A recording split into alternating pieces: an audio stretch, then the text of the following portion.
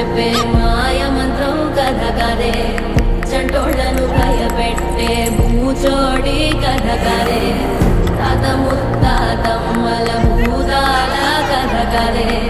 విక్రమాదిత్యుడు చెప్పిన వేదాళుడి కథ కదే దీపము నుండి బియ్యం వచ్చే అల్లావుద్దీన్ కథ కదే ఇది ముడత చర్మం అసలి చెప్పే కథ